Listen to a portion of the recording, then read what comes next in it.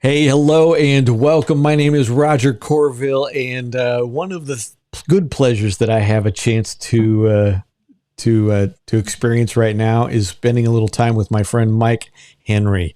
Mike, tell us about yourself and what you do. Hey, Roger. Thanks for having me. I'm the president and founder of Follower of One, which is an online community designed to help marketplace Christians integrate their faith and work full time. So, Beautiful. thanks. Well, besides being a broadcast host, Mike and I go way back, and one of the things that we've been working on over a period of time has been something that's going to launch here very soon, which is a bit of software that helps people who facilitate market mission place trips and puts that power into your hands. So, as we unfold our little bit of time here together today, we're going to tell you a little more about the software and the platform. But really, kind of the core focus for today is to focus on the people and the nature of even just what is a marketplace mission trip. Why would you want to be part of something like that? Or what would be the language that you would use as you're recruiting someone for a team, for a mission trip? And exactly what should we know? And nobody's better at this than Mike, because you have personally led, I don't even know how many trips and how many hundreds and hundreds of people through them. So let's start right there. Just describe, just in case this is brand new, what is a marketplace mission trip? So, it's the idea of being intentional about integrating our faith in our work on a daily basis.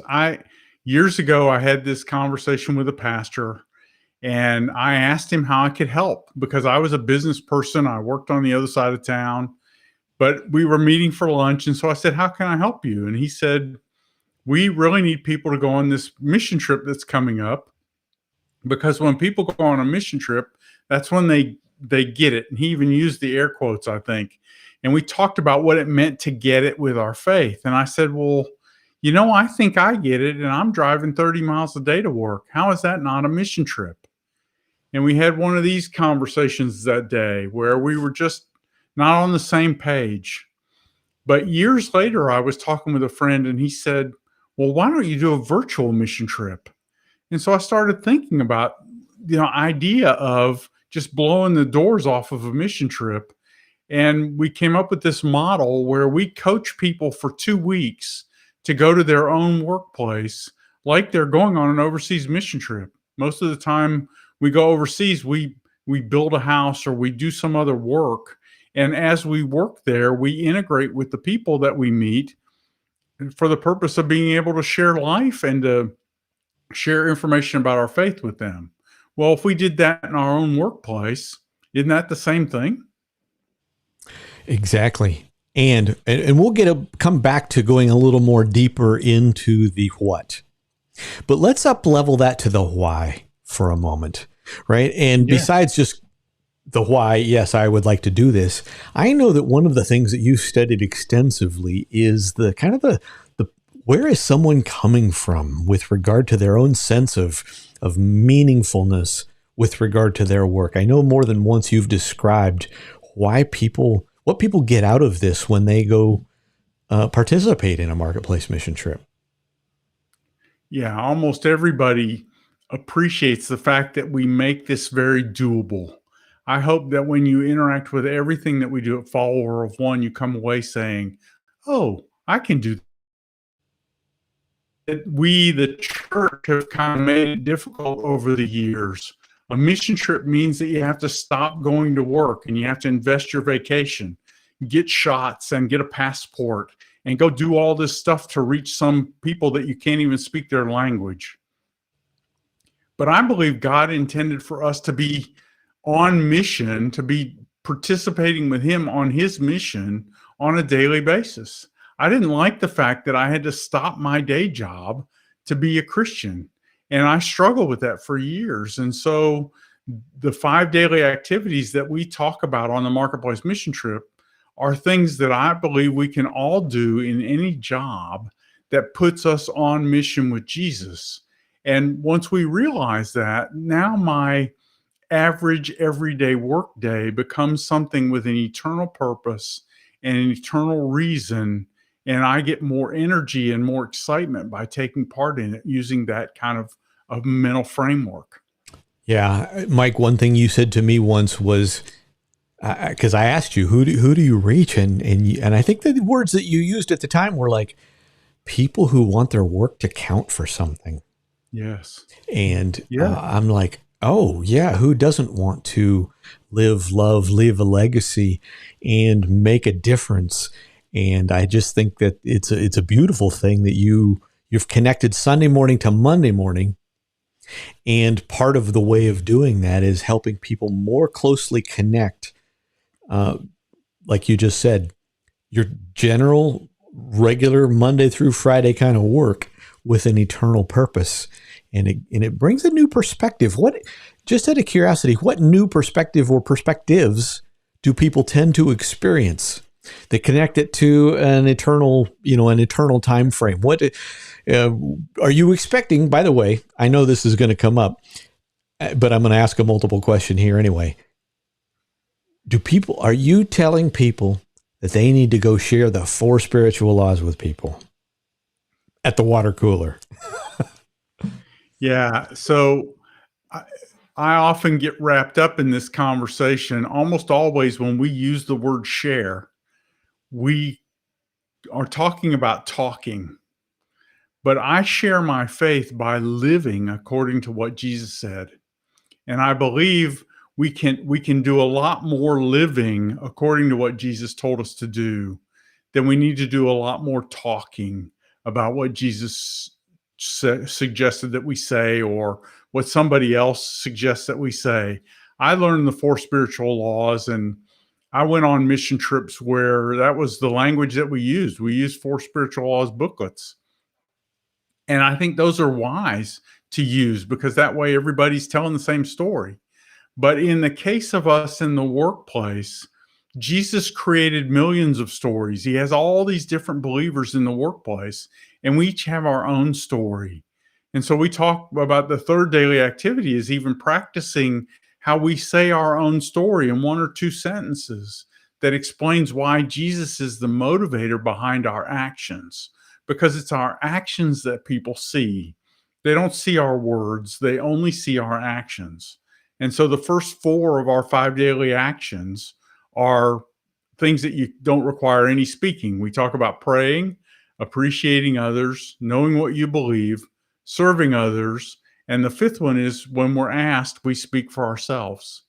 And so our goal is to live plugged in with Jesus and developing a service mindset. We had one of my friends who took the mission trip said it's a really good way of helping you keep a service oriented mindset. And I just kind of come back to that because it's in serving others that we make Jesus visible, not in talking about him. Right. Yeah, if I take a little bit of license with the words Yeah. involved in the Great Commission, right, which is go, baptize, disciple, or probably more accurately, as you are going, baptize, disciple. If I was to kind of massage that a little bit, quite literally for the call that is on all of our lives when we are called with and charged with following Jesus, it's to serve and to share, right? And in today's bottom line environment in the corporate world, we often think in terms of efficiency and maximizing every day. And oftentimes we don't leave that little bit of margin that means that that I can be purposeful about going above and beyond in terms of just serving and making them wonder, why are you being nice to me? Or taking the time at the water cooler, virtually or otherwise, to just spend a little time saying, hey, Julie, tell me your story. You seem down and out today. Are you okay? Or whatever that means of serving looks like for you. Well, yeah, or even if you hear that there's something going on in their life that you can take some action and do something about. Maybe you can, give her a gift card. She loves Starbucks and she's just been really stressed out lately, and so you give her a Starbucks gift card. Hey, I thought about you the other day. I saw these Starbucks gift cards in the store and I got you one. Yeah. Those kinds of things. It's this thinking about others, looking for ways to serve. I used to tell people that my job, when I became a Christian, I worked for my father's trucking company. And people would ask me what my job was. And I used to tell them I was the only boss's son, which meant that I did whatever needed to be done. But when I did that work because I was a minister of Jesus Christ, I did it differently than when I just did it because it's what I had to do to earn a paycheck. And so I become a minister as the only boss's son of a small truck line, or as a bookkeeper or a welder or a truck driver. I can become a full time minister by simply clocking in, punching in with Jesus, and then looking around and seeing how he would have me do that job today. Yeah, very found in my own participation in marketplace mission trips with Follower of One, that even just being more intentional about asking questions, right? Oftentimes we think in terms of being missional, as in I have to take every conversation and get them on their knees by the time the conversation is done, right? As opposed to just being intentional about asking questions. And that might start with the context of whatever the work topic is at the moment. But even just being able to take that conversation and learning to ask better questions that now probes into a personal life. Oh, that's an interesting choice. Did that come from some part of your experience in your past or your personal values or something like that? There's ways you can take conversation and see if they're open to disclosing something about themselves. And now you know something, right? Like, Yes. like we were just talking about our hypothetical Julie. Oh, if you knew her dog went to the vet last week, you could be purposeful about going out of your way to say, "Hey, how's the dog doing?" Yeah. And Exactly. away you go. So Exactly. let's take this, since we have kind of a little bit of a context of what an individual might do on a marketplace mission trip. Let's talk about the kind of person who would be the catalyst or the leader for leading a marketplace mission trip. So now, probably to use that going overseas example, that's somebody who's probably been to the country before and does or doesn't speak the language, knows how to get you the right plane ticket and get you through customs or whatever because they've done it before. Clearly the bar's a little bit lower here, but when someone goes from participating to wanting to lead something like this, maybe they already lead a men's group or a small group for their community, or you're the pastor of a small church and you say, "Hey, I think this might be an interesting thing to offer my congregation." When Yes. somebody wants to go to leader, tell me a little more about what's going on in their head and or what questions they might have that you could answer for them. Well, I hope it's the people who are the conveners, the people who want to organize a small group, or who enjoy helping other people process their faith. Small group leaders is exactly who we aim this for, but also business executives, or even like people who manage a resource group, or just a group of Christians. If you run a Bible study in your workplace and you want to do something to kind of help your peers who are Christians all get on the same page, then this marketplace mission trip, uh, as a tool that you can use. We've taken the content that is our normal marketplace mission trip and made it available so that you can organize the trip and your friends can join your trip, take part in dialogue with you on the platform, and participate in this together. Because I think what we've done, you were asking about this earlier, we've done 14 of these mission trips at this recording. And what we've learned is people do this better when they do it with a friend. And Yeah. so if you invite 5 or 10 or however many of your friends to do this with you, and everyone expects the other person to have read the email and to have prayed for their coworkers today, then you see different results. Let's talk about that. Read the email. Let's kind of Yeah. combine both the tactics that unfold over the course of that couple weeks, or even before when you're setting up doing planning, and perhaps describe it in the context of what a leader or a catalyst or a convener might expect when they go to followerofone.org and sign up to use the software that we'll be launching here soon. So Yeah. okay, Mike, this sounds interesting. Tell me more. Okay, I go to the website, I sign up. What am I expecting that I'm going to be helping people do? And, or I You're should the say, what am I plugging into that will walk me through how to lead a marketplace mission trip? Yes. Well, what we hope to do is to walk you through that process. So to take you the first trip, the first time through, we kind of encourage people to have taken on one of our marketplace mission trips. And then they sign up for a leader training course. And this is a course that will step you through the different aspects of running a marketplace mission trip. But basically, you're trying to create an environment where your friends can engage with the content, think about it a little bit, and then figure out how it applies in their specific work situation. Because even if we're all in the same company, we interact with it differently. We process the way we connect with people in the workplace differently. And so every person's application of this will be slightly different. The leader, we want to be the person who helps encourage those people to take the ideas in the marketplace mission trip and then apply them to their specific situation, their peers, their customers, their vendors, and everyone they interact with, and let God show them how he wants them to bring their faith to work. Yeah, and that, just to interject, that leader training is not 13 weeks and 25-page No. paper at the end, right? This is all online, that in a way that it'll walk you through it in a way that you might be able to do in an evening or something like that helps you understand what the software is going to do in terms of how it enables you to guide these people. In fact, it's going to take a huge amount of that work out. So Mike, let's pretend I'm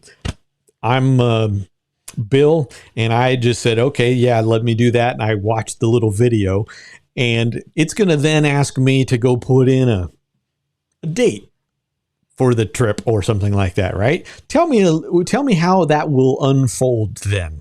How are people going to get signed up, and what are they signing up for? What are they going to get when they sign up? Okay. So you put in the name of your mission trip and when you would like it to take place. You can upload the email addresses of your friends, or you can give them a link and they can go sign up. So you're not giving away anybody's information. When they will get a confirmation email and a login to this platform, go.followerofone.org, and they will have a course available to them, which will be your mission trip. And there will be a couple of videos in there before it even starts that explain how to use the tool and a little bit about the process that's going to take place. And then on day one, there will be a lesson, a video, and a text version of a lesson that takes the videos generally are about 3 minutes long. And there's a challenge in the video to get you to think about or pray about certain things as you go through. The first week is the 5 daily activities that I already talked about. Pray, appreciate others, know what you believe, serve others, and speak for yourself.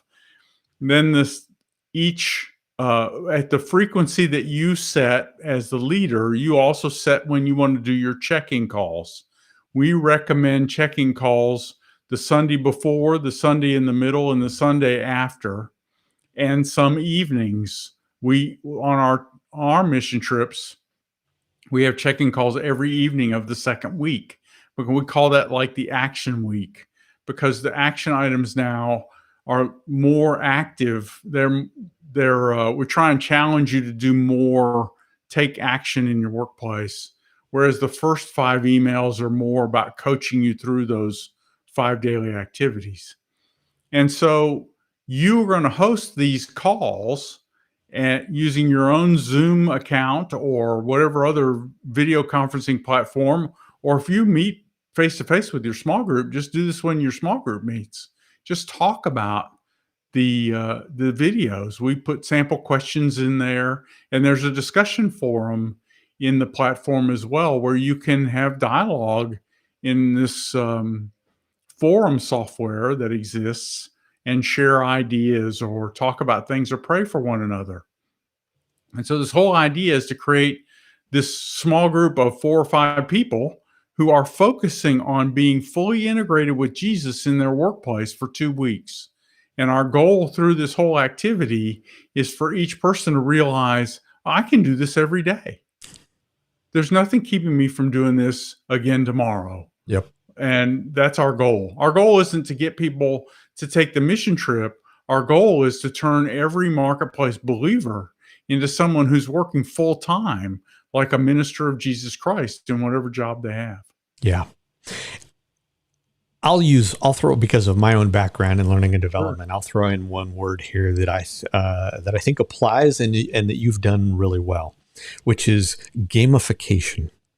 So Mike mentioned calls and emails and videos and all of this kind of thing. But the cool thing is it's all down into these little bite-sized chunks that doesn't just dump it all on your lap. And now you got 4 hours of work to do before you go do anything. It's like, I'll use my own language, right? You have a kickoff call and call it a Saturday or a Sunday afternoon going, all right, what's next?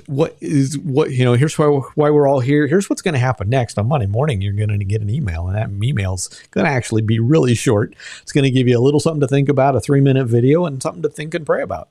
Right. And then the next, so it literally could be 5 or 10 minutes of their day if they want to be a little more invested and spend some time praying, for instance. That's not a bad thing. But that's all that happens that first week. Right. Correct. And then the next Sunday, at least in the way that we've done it, is like, okay, this is the week. This is the action week. And here's what's going to happen with our evening calls. Every evening at 6 p.m., we're going to get together and just talk about our day. And, you and I, Mike, have both seen some amazing things, right? Meaning you I'm going to look at the camera here, you as the leader or the catalyst, it's not like you're stepping up to have to teach a class, right? No. You're just going to show up and facilitate dialogue. Mike, describe a little more about what you've found to be successful about those evening calls. What gets people excited and want to come back the next day? So the most fun things on the evening calls are as people start knowing one another. And so we really hope with the new kind of a group model where people are going through this together as friends who already know each other, we expect that to accelerate. But you'll hear a story. You could have a perfectly rotten day at work and not even have read the content or watched the video. But if you join the call, then you'll hear about someone else who did. And here's what happened. Yeah. We in our last mission trip, we shared an idea about just texting some friends. And one of the people on the call after the first call texted about 15 friends, and all kinds of miraculous things happened before the next call started. So he even jumped on the late call to tell us, hey, look, I did what we talked about, and here's what happened. And he was just all fired up. And you hear about and see those things happening, and it's just much more present in our lives because we're sharing this with some other people. It's fun to get on those calls. They typically only last about 30 minutes. And we talk about what happened today and pray for one another and check in again tomorrow. It's really kind of cool how it works out. Yeah. And I think if you are considering what it might look like to be, kind of the instigator, the catalyst, to the convener of something like that, I think that's an important thing to take away from what Mike is sharing, because one, that you're not, like I said, you're not preparing a curriculum. You're just being the initiator who sets it up. And to Mike's point, because I happened to be on that particular trip, this was the last one I was on, right? The person said, hey, I did it. I just thought of some people, and I texted this person I hadn't talked to in 2 years, and gets this message right back going, that couldn't have been more timely, because here's what's going on in my life, right? And can we talk tonight? Right? It was, and so he was all excited, and now everybody else, right? Regardless of, to Mike's point, whatever else happened in your day, you realize that I think a couple things. One, you don't need a miracle to happen in your life every day. Two, it's okay to have a bad day sometimes. And three, that's what being the body of Christ is all about, because wow, somebody else did it. And by implication, yeah, someday I'm going to have that experience. Oh, I had this great conversation over the at the water cooler, virtual water cooler, everything Yeah. these days. And next thing you know, you might find yourself praying, oh, well, let's pray for this person that I just had this conversation with, because besides the fact that they need prayer, maybe it's another chance, you're praying for another chance to just be part of their life in a way that's Yes. meaningful. So, Yeah, it's Mike, so cool. go ahead. I'm sorry. It's just so cool to me because it's something I struggle with. I don't want my work day to not count. And so now, even if my work day was just one of those days that didn't count very well, I had an opportunity to participate with someone else who did. And I was involved in that, even if just by praying for them. Right, And now all of a sudden it takes on this new meaning. I get this experience that it wasn't just another rotten day at work. right. And when we began our time together here, Mike, you even described Follower of One as a community. And Correct. I think that, to just put an exclamation point behind what you just said, that is a huge part of elevating, if not adding some buoyancy to someone's walk, right? Let's say that person didn't just have a bad day, they had a bad week or a bad 2 weeks, Yes. but for whatever reason they dialed in, right? The level of Yeah. encouragement that they're going to receive because they intentionally dialed into that call um, is going to transform them, right? And Yeah. we all know what it's like when you walk into a church and then all of a sudden it's like everybody is glad you're there, Hmm. and you Yes. people start ministering to each other, which of course, crazy idea here that maybe God thought of. Our own spiritual gifts are for the edification and building each other up. So, Yes. well, Yeah. Mike, thanks for walking us through from kind of point A to point B. Any closing thoughts? Um, Speak to the person who again might be going, "Hey, is this for me or my group?" Any closing thoughts about a way to dip your toe in the water or explore more about whether or not this is something that might be a fit for them, their Bible study at the office or small group at church? Yeah. So yeah, you can check out more at followerofone.org or at marketplacemissiontrip.com. But for me, this is an experience because it helps me remain eternal, even in the day in, day out of life, and to keep an eternal focus for my life. So I hope that if you wonder what's the point, or if you think I struggle with this for the longest time, I struggle with this idea that I need to quit my job so I could go be a full time minister. And if that's something that's you struggle with, why am I asked God one time, why was I a second stringer? Was my job to be the support person for all the people who are up on the stage doing all the Christianity stuff? And I realized that we're all called to be on the playing field all the time, to be engaged with the people that we interact with. This is a great way to try that out. We have a daily podcast that you can check out too. You can see it on our website and get links to it there. Um, the community and the mission trips, this new tool is exciting to us because we want to encourage people to join us on a mission trip, to bring their friends on their own mission trip or on one of ours, or get some other people to do a mission trip with you. I believe this helps us. My pastor was right. When we go on a mission trip, we do get it. It starts to click with us a little bit more.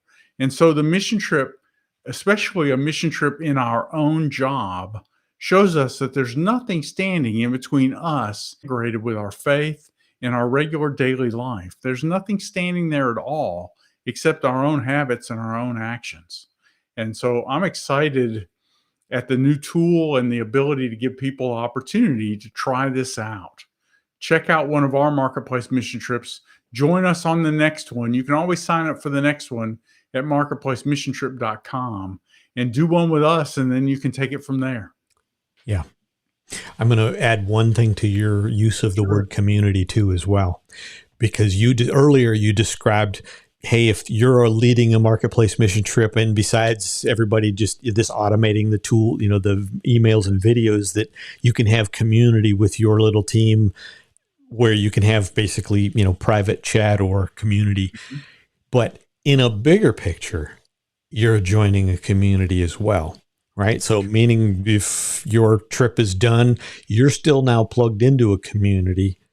And I don't think there's any better way to remember over and over that you might feel all alone at the office, but you are not alone.